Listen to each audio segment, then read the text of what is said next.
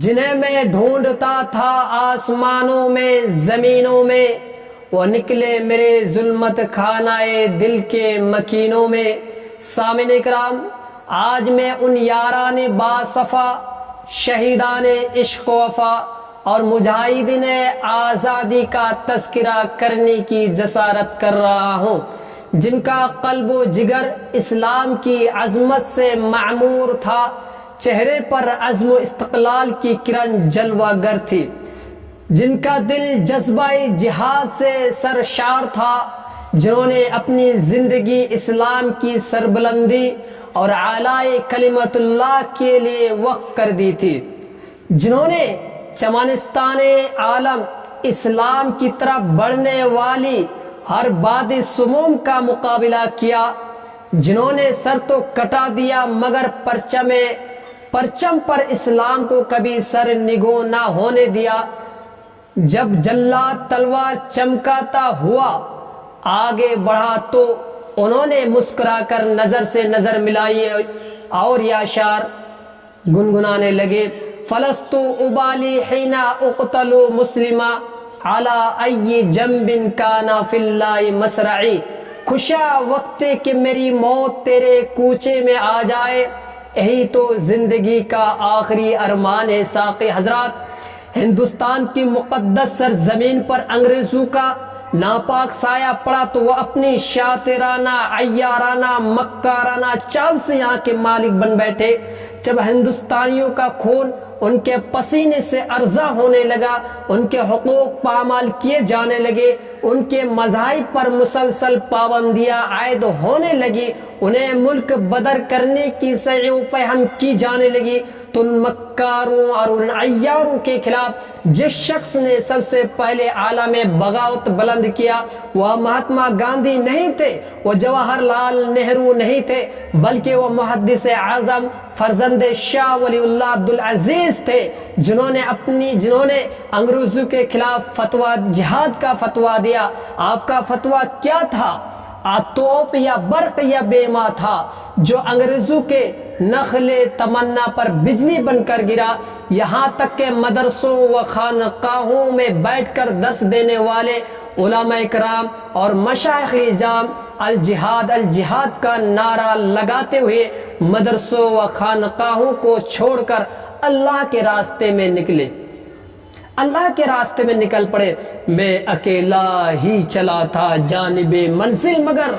راہ رو آتے گئے اور کارواں بنتا گیا۔ الغرض، اس فتوے نے پورے ہندوستان کو متاثر کر دیا، ہر طرف الجہاد الجہاد کے نعرے کی صدائیں بلند ہونے لگی۔ انگریزوں نے جب علماء اکرام کے جوش و ولولہ فی سبیل اللہ مرمٹنے کی جسارت دیکھی تو ان کے ہاتھ کے طوطے اڑ گئے۔ پھر کیا تھا؟ انگریزوں نے نیا حربہ استعمال کیا، وہ یہ کہ انہوں نے آپس میں مشورہ کیا، اگر علماء ہمارے حق میں فیصلہ کر دے تو ان کو امان دیا جائے، ورنہ انہیں اس صفائے ہستی سے نیست و نابود کر دیا جائے گا۔ آخر کار انہوں نے اپنی اس خواہش کا اظہار کیا، لیکن وہ علماء جن کی رگوں میں انسانیت و اسلامیت کا خون دوڑ رہا تھا، جو انگریزوں کے باغی اور ان کے خون کے پیاسے ہو چکے تھے، جو اپنے ملک کو ان انگریزوں سے آزاد کرانا چاہتے تھے، کیسے ان کے آگے سرنگو ہو جاتے؟ انہوں نے برجستہ جواب دیا کہ ہمیں موت گوارا ہے، مگر خدا کی قسم ہم اپنے ملک کو غیروں کے آتش فشاں میں نہیں جھکیں گے۔ پھر کیا ہوا؟ وہی ہوا جس کا انگریزوں کا ارادہ ہے، جس کا انگریزوں نے ارادہ کیا۔ میرے بھائیوں اور بزرگوں، انگریزوں کا ایک مورخ ٹامسن کہتا ہے 14,000 علماء کرام کو تختہ دار پر لٹکا دیا گیا۔ ٹامسن کہتا دلی کے چاندنی چوک سے لے کر خیبر تک کوئی ایسا درخت نہ تھا جس پر علماء کی گردنیں نہ لٹکی ہوں، علماء کے جسموں کو تانبا سے داغا گیا، انہیں برہنہ کر کے جلتے ہوئے تندور میں ڈالا گیا، لیکن انہوں نے اس ملک کو جیتے جی ان کے ہاتھوں میں جانے نہ دیا۔ صفائے دہر سے باطل کو مٹایا ہم نے، نوع انسان کو غلامی سے چھڑایا ہم نے، تیرے کعبے کو جبینوں سے سجایا ہم نے، تیرے قرآن کو سینوں سے لگایا ہم نے۔ عزیزان گرامی، لیکن حیف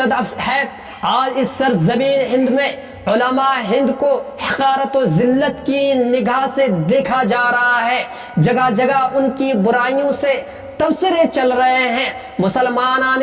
ہند پر ظلم و ستم کے پہاڑ توڑے جا رہے ہیں، ان کی مسجدیں منہدم کی جا رہی ہیں، مدارس اسلامیہ پر پابندیاں عائد کی جا رہی ہیں، انہیں عبادات سے محروم کیا جا رہا ہے، انہیں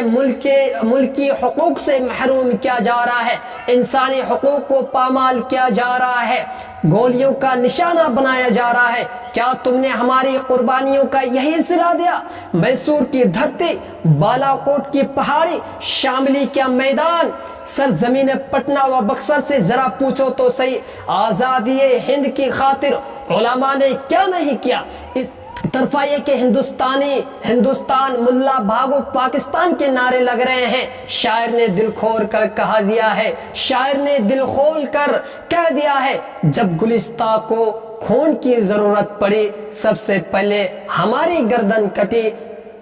پھر بھی کہتے ہیں ہم سے یہ اہل چمن، یہ وطن ہے ہمارا تمہارا نہیں۔ یاد رکھو یہ ملک ہمارا ہے،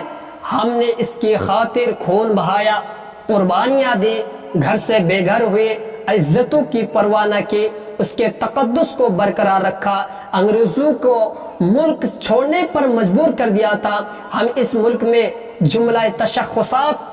کے ساتھ رہیں گے، حق ملے گا تو ٹھیک، ورنہ چھین کر لیں گے، اپنی عبادات و معاشرات کو باقی رکھتے ہوئے رہیں گے۔ ہم نے باطل سے ڈرنا نہیں، انہیں آنکھوں سے آنکھیں ملانا سیکھا ہے، باطل کے سامنے صفرت ڈالنا نہیں، سینہ صفر ہونا سیکھا ہے، باطل سے دبنے والے آسمان نہیں ہم، باطل سے دبنے والے اے آسمان نہیں ہیں ہم، 100 بار کر چکا ہے تو انتہا ہمارا۔